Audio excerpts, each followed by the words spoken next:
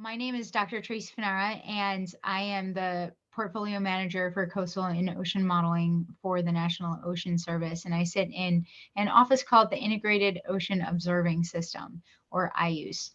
I'm an engineer and hydrologist, and so my presentation is going to probably be much different than the presentations that you've seen up to this point. Um, we're going to talk about reimagining the possible and the steps that I've found to iterate and build on science and pivot and turn and find pathways to reach goals. Um, you've probably heard the saying that invention is the daughter of necessity or some version of that. And that's absolutely true. And in fact, there's only been one true human invention, and that's the invention of the wheel. 3500 Mesopotamia.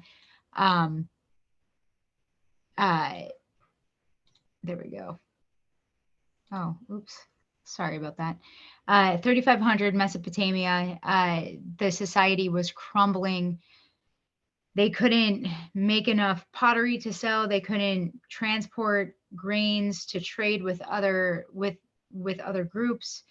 And out of necessity came the pottery wheel.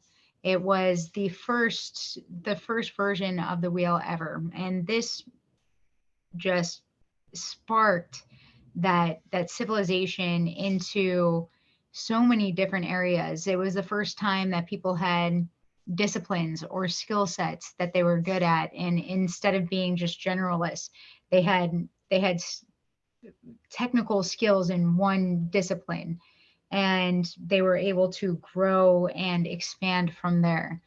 And since then, the wheel has undergone many iterations. A lot of time people say don't reinvent the wheel, but I hate that saying because the wheel has been reinvented more than anything else. And and the wheel, I mean, it's been essential for the wheel to be reinvented in iterations in any field.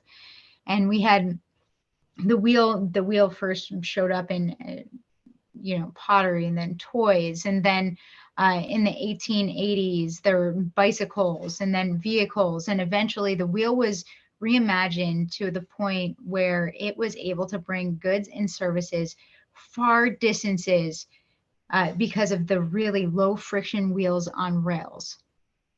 And the railway eventually opened up to one of the seven wonders of the world, Niagara Falls.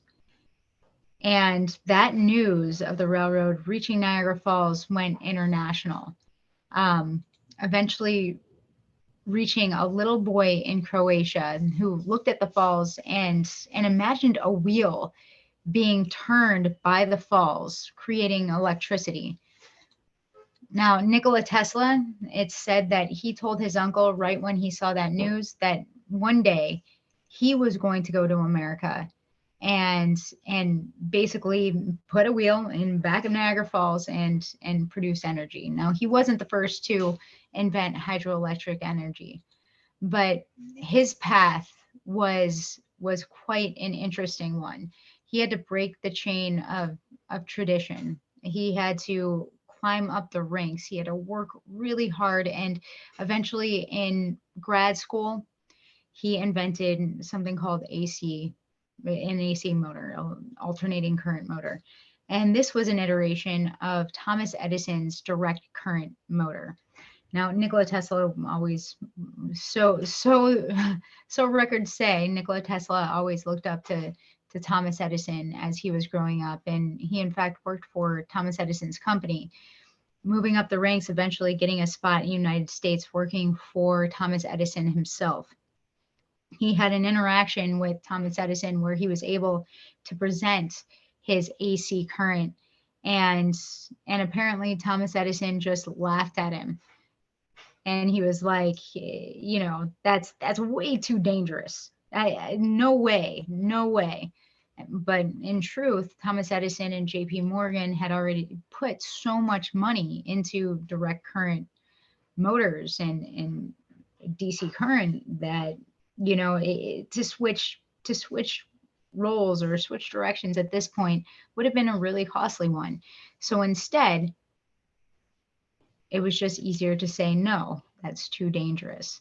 Well, Edison was already in a fight of his own against kerosene and Rockefeller's kerosene. And Rockefeller was saying that all electricity was too dangerous.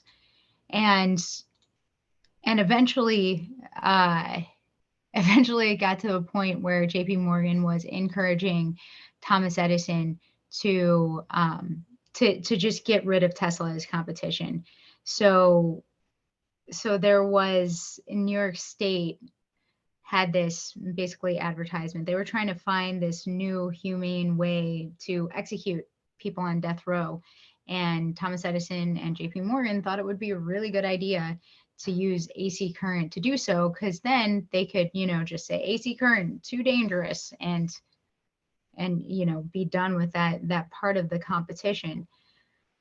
But it didn't work out well at all. It was a complete disaster.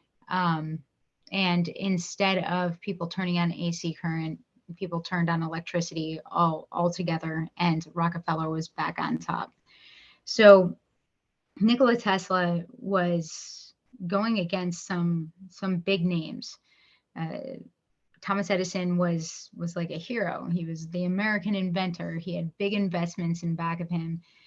Rockefeller, same thing, lots of money in kerosene. So how the heck was Nikola Tesla going to beat out the competition? So Nikola Tesla eventually became completely broke. He had nothing. He was working manual labor, but he did not want to give up on his dream. So he realized that eventually he was going to have to change his perspective and change his approach. So he did something that he was not really that comfortable doing. He went outside his comfort zone and went to the public. He offered to power the World's Fair for a fourth of what it actually costs. He won that bid and ended up having a booth where he was able to talk to the public to show people that AC current wasn't dangerous, that his invention worked flawlessly, and that he powered the World's Fair, went off without a hitch. He gained a lot of momentum, and the bid for powering Niagara Falls was up for grabs, and he was going against Thomas Edison. Everybody just assumed that Thomas Edison would win, but Nikola Tesla, because he went out of his way, went out of his comfort zone, took risks without the promise of reward, he won that bid to bring electricity from Niagara Falls to the city of Buffalo. And so he won that battle, and he's still fighting the war. But so that's where my story begins, in Buffalo, New York, where Nikola Tesla brought power to. So I grew up catching tadpoles. I was obsessed with wildlife. There were these railroad tracks, and there would be some ponding in back of our house, and I would collect these tadpoles and put them on my dresser and line them up. I really wanted to see metamorphosis. I wanted to see these tadpoles grow into a frog. And one night, my mom was tucking us in. It was really dark. She brings her water in. She puts it on her dresser, and tucks us in, walks out, drinks her water, puts it down, and realizes that it's a blue cup. She starts screaming, and I start crying because, of course, she drank my pets, and I was so mad. She ended up winning a radio contest with that story, but as time went on, my mom started getting sick. She started going to the doctors a lot, and I wasn't really told any information or why what was going on. I had no idea. So of course I thought it was my fault. I thought that she drank my tadpoles, and now she was really sick from it. But eventually a teacher decided to fill me in on some information. She told me that there was a hazardous waste dump site down the street from where we lived. See, when Nikola Tesla won that bid to power Buffalo, everybody was so surprised. Everybody was so sure that Thomas Edison was going to win, especially a man named William T. Love, who was building a canal to accommodate for the limitations of DC current. And so when Tesla won, the whole project was abandoned. That canal was abandoned. Some chemical companies moved in and started dumping chemical waste into the canalway for decades. Uh, the chemicals seeped into the soil and the groundwater. And eventually that land was sold to a school district for $1. And houses were built. There were birth defects and cancer clusters. And the disaster at Love Canal started the EPA Superfund program, but also my understanding of how everything in this world is connected and how what we put into the environment affects our health for decades to come. All of that happened before I was born, but yet it was still impacting people. And there have been like 100 Superfund sites, some on the list, on the national priority list, some not, but 100 hazardous waste dump sites or hazardous waste sites in Buffalo, New York. And so my best friend was diagnosed with cancer last year. My other best friend had a baby with stage 4 cancer. At the same time, they went through chemo together. Everybody is in remission, but this really started my crusade to understand our environment and to protect our health long term. So I heard about this field of study where I can provide clean water and clean food and protect people from natural disasters and just do everything that I set out to do when I first learned about Love Canal. And I was like, count me in. I want to be a superhero. And it was, there's a lot more to that story because I was actually rejected from the college that I got all 3 degrees at, and this was the first time. I knocked on every door until someone was there that I can show my transcripts to at the University of Florida, and it happened to be environmental engineering. I had actually never heard about it until that moment, and everything just came full circle. But the thing is, he told me that everything that environmental engineers do, people take for granted. You know, no one thinks twice before they turn on their sink or flush their toilet. So you would be like a silent superhero. And I was quite okay with that. But what I didn't realize is that making everything easy for people, this has brought us to a point of disconnect between our environment and our actions. So I started seeing my friends throw garbage out their car window, and I was asking them where they thought that they went. And all of them either didn't know or thought it went to a wastewater treatment plant, when in fact in Florida, every single drop of rain that lands on the ground ends up in a natural water body. And I mean, it was crazy. I was like, no, like you are literally impacting our natural environment. And eventually I saw them change their behavior, and I was like, there's something to communication. Like this disconnect that we've created, we need to close that somehow. I mean, not take away running water and flushing toilets, of course, but we needed to close that gap, get people outside in nature. So I had a few different choices after college. And I figured that the one thing in Florida that I saw going on all the time was land development. So I figured, like, obviously that's not my comfort zone. I wanted to genetically engineer microbes to clean up wastewater. But when I was offered a position at a land development firm, I took it. I went to the dark side to try to, do good on that side. Um, and I learned a lot about stormwater management, wastewater management, and water treatment.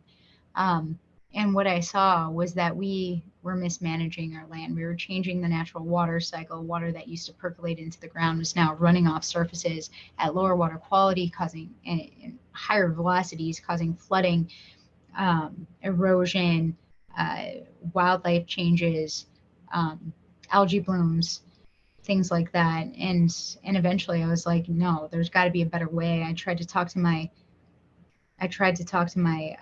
clients, and I told them that I could save them time and money through low impact development, just doing something different. And they didn't want to hear it. They knew how long it was going to take and how much money it was going to cost.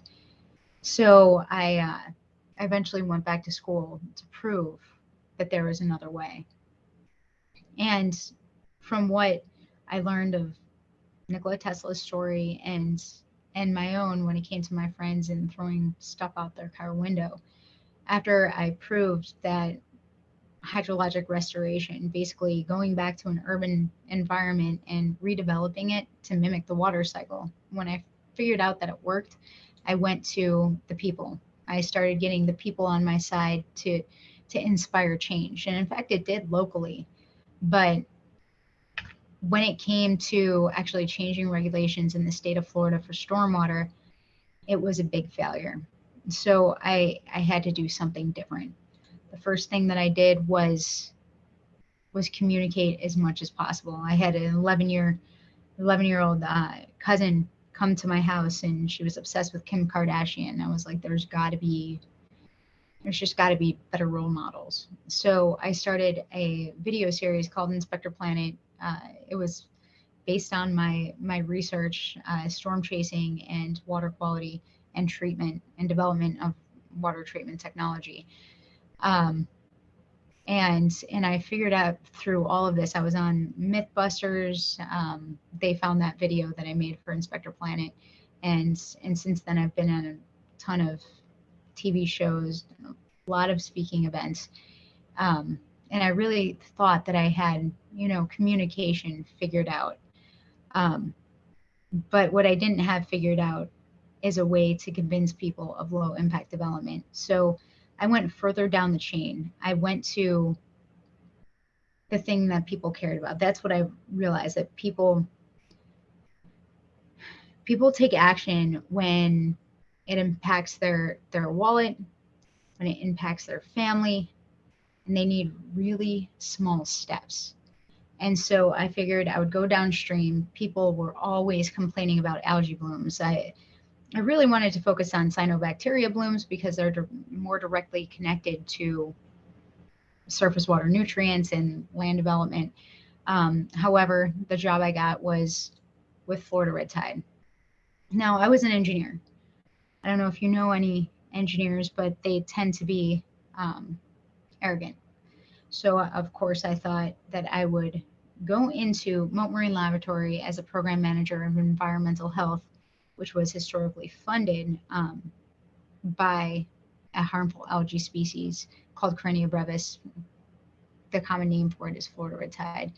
I thought I would just go in there, solve the problem, prove that stormwater needs to be focused on, and move on. But I was quickly humbled by the complexity of our coastal systems and by the complexity of biology. Corynea brevis works differently, is motivated differently, has a different life cycle than cyanobacteria. These blooms start offshore at the ocean bottom, as far as we know, uh, and they are brought up to the surface by either upwelling events or currents that bring them closer to shore, where they can use surface water nutrients from fertilizer, urbanization, or biogenic material to actually exacerbate, which we're seeing right now. Um, these, what makes these blooms so special is that they're toxic, which very few out of all the phytoplankton species are actually toxic, meaning they release a toxin that can harm aquatic life. Florida red tide is one of those species, or Corynea brevis. But what makes this particular species unique is that the toxin that it releases can actually aerosolize, meaning that it attaches onto sea salt particles in the air, moves on shore with winds, causing coughing or sneezing in people that are healthy. But for those with asthma or COPD, this can be really serious. In 2017, after Hurricane Irma, there was an upwelling event, meaning bottom waters coming to the surface, bringing nutrients and Florida red tide cells. That bloom started about a month after Hurricane Irma. By the next summer, we got a lot of rainfall, bringing in a lot of nutrients to the coast that already had a Florida red tide bloom. That bloom was exacerbated, meaning it intensified and multiplied. Respiratory irritation got worse. The watercolor, uh, you can, it was crazy how dark it got. And then the amount of dead fish. I mean, thousands of tons, hundreds of thousands of tons of dead fish washing ashore. And it's not just dead fish, it was manatee and dolphin and shark, just mass wildlife fatality event. At the same time, a toxic species of freshwater algae, which was laden in a lake in the middle of the state, was released to the coast. So we had these two toxic algae blooms, and Florida declared a state of emergency. So communication was never more important. Nikola Tesla really won that battle through his communication. And in the past, up to this point, communication was a key in my success. But here, we were in a crisis. Communication was completely different. I needed to do something different than I had ever done before. And I had a choice whether to engage and actually try to educate and inform and be transparent, or I could have sat back like my colleagues did, which I don't blame them. I mean, they did plenty of talks, but when it came to social media, it was really tough because it was a toxic, just terrible environment. And I failed a whole bunch of times, but I realized that, if I gave up, if I didn't communicate science, we would just allow the scientific literacy of the general public to remain as it is. And next time a crisis comes, it's going to be just as bad. So I took the opportunity to try to make even a small impact by communicating science. And it was depressing. It was really tough. And my friend at one point, I mean, I had somebody else run my Facebook page. It was rough. And I was talking to my friend and telling him about this because he was an activist, and it was it was all sides that were eventually pointing the finger at scientists, because they wanted to point the finger at any one thing, because if they can point the finger at one thing, then they can actually, solve the problem. And it came to us eventually. And he said, "Congratulations." And I was like, "Why?" And he was like, "Because you did it." And I was like, "I didn't do anything well." And he was like, "No, you started on this path to get people to care about the environment, and now they do. Congratulations. They might be misdirected, they might be misinformed a little, but you got exactly what you want. Now, what are you going to do with it?" And he was exactly right. Just like Nikola Tesla, I had to change my approach. I had to change my perspective. And I saw this as an opportunity. So I started getting the public involved with scientific research, started citizen science programs. I redeveloped and expanded a website, and then developed a smartphone reporting app. People wanted transparency. They wanted to see that what they were seeing at the beach was actually being reported and translated to the public. And then I teamed up with NASA. Yes, that picture is up here right now. Under a NASA grant, I teamed up with NOAA and the Gulf of Mexico Coastal Ocean Observing System to develop a cell phone microscope that allows our trained volunteers to take a sample of water, put it underneath the microscope, upload a 30-second video into an app that automatically calculates the concentration of red tide by shape, size, and movement. That information goes to a NOAA respiratory irritation model so that we have real-time respiratory irritation results so people can choose a beach where they will have a happy and healthy experience. So I took on a lot of risks with no promise of reward. I had no idea what was going to happen and what was going to come of all of this. But these programs have just grown since then. Even after my departure, they're still growing. And I started talking to the public. I realized that talking to them one-on-one, face-to-face, was the most effective way to communicate science, and that takes a lot of energy. I mean, it was so much easier to do news interviews and TV shows where you reach, thousands or hundreds of thousands at once. But the thing is, you're not making the same impact that you are face to face. So I took on like over 300 talks in a matter of a couple years. I made a comic book series for kids. I run two kids camps in Tampa Bay. And I'll tell you what, it was the most inspiring thing when I went from talking to adults to talking to kids. And everybody says, get kids into STEM. And yeah, that's important because that's where the jobs are going. But the truth is, to connect kids or anyone to the natural environment, I mean, and they understand how the world works, like getting them to really think about how the world works.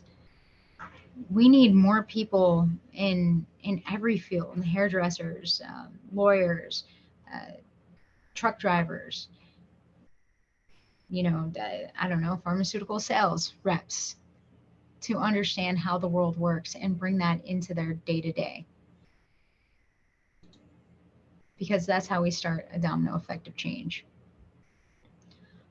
Through this whole process, I realized, just like Nikola Tesla did, that going out of your comfort zone is the only way to grow and build, especially when it comes to science. Science is built to build on itself. So you're always going to be doing something that you've never done before. And these pictures were really stupid. I mean, that's just going out of your comfort zone. When I say that, I mean just doing things you've never done. Don't go face to face for the bear. I'm actually embarrassed of this picture because it was really stupid, but it gets the point across, going out of your comfort zone. And that's a thing about science, and that's the thing about going outside your comfort zone, is that you're going to fail a lot. Like 99.9% of the time. It's like I tell my students, if you want to win every day, if you want to win, you can pick a transactional job and you can do the same thing over and over again every day and win every day. It's like playing the Super Mario Brothers game when you already have the code. And you can win every time. But with science, you're playing a different game on a different level every day. And so you're bound to fail a lot of the time. But the difference is, with science, when you do get a win, you have the potential to change the world. So from this, I realized that, communication, getting the public involved, that's great for education, but we weren't really solving or mitigating a problem. We had 70 years of Florida red tide research and still had so many unanswered questions. And that's because we were trying to treat or solve a local question through local experimentation, when everything in the world is connected. Florida red tide blooms are are impacted by earth phenomena like hurricanes. Like I talked about Hurricane Irma, causing an upwelling event that initiated that 2017 to 19 bloom. Hurricane Ian came through September 28th, and about a month later, same thing. Hurricane Ian had a very similar path to Irma, and now we have a Florida red tide bloom. So hurricane events, Saharan dust coming over from Africa into the Gulf of Mexico, feeding a precursor species that eventually feeds Florida red tide, providing nutrients. The Florida loop current, the placement of the Florida loop current is indication of how severe a bloom might be that year. Some scientists think that 40% of the United States that drains into the Gulf of Mexico, bringing nutrients and causing the second largest dead zone in the world, might play a role. And then my friends over at FAU and Mote Marine Lab have just recently found that nutrients might be brought from land out, 40 miles where we believe these blooms initiate, by ancient sinkholes or blue holes. And the way that I knew how to connect all of these things on a big scale, from my experience with watershed scale modeling and doing all that stormwater stuff, is through models. And that's a really stupid joke, get it? These models. So I came to NOAA. I took a position at NOAA to eventually solve this problem, to understand how our Earth system, and there are a bunch of unknowns there. And with modeling, it's like junk in, junk out. But, oh, are we getting close to time? We still got a few minutes, so that's fine. Okay, cool. Because I'm just getting to the space part. So as I was leaving my marine laboratory, outside my window, I saw a bunch of people protesting, and I just assumed it was for Florida red tide again. But in fact, it wasn't. It was for aquaculture. So I took on Florida red tide in two different ways. One of the things that we didn't understand was nutrient cycling. And of course, we didn't understand the Earth system's role in the initiation and dissipation of Florida red tide blooms. So when I saw people protesting, a light kind of lit up. And I was talking to one of my interns who said that he heard that NASA was working on aquaponics for space travel. And that's in fact what the protesters were protesting against. They were protesting against fish farming, and it just all kind of came together. And I had just recently met Bill Nelson, who came to visit during his election in 2018 and was very much interested in red tide and nutrient cycling and stormwater treatment. And I had just had a failed experiment with oysters. So I teamed up with NASA to basically build a self-sustaining system for aquaculture, aquaponics, to clean wastewater for space travel. Now we're working on taking the algae bioreactor that was built from there to create carbon fiber for building materials on Mars. So the algae bioreactor would sequester carbon, grow, we would make carbon fiber out of the algae, and then make roofing material from there. And this is an old slide. I was a finalist to go to the moon, and it was going to end on, you don't know, like where your journey is going to bring you, because I got back to wastewater microbes where I started from in the beginning. And I almost went to the moon, but unfortunately, I am not going to the moon, not with this, not with it. I just found out recently. But to end it, everybody on here, if you're scientists or engineers, you're part of the 0.0 or 0.1% of the population that are scientists, that know more about science and engineering than anybody else. So we have a responsibility to share that science, share that knowledge with everyone in every part of our lives. Only you can make a difference.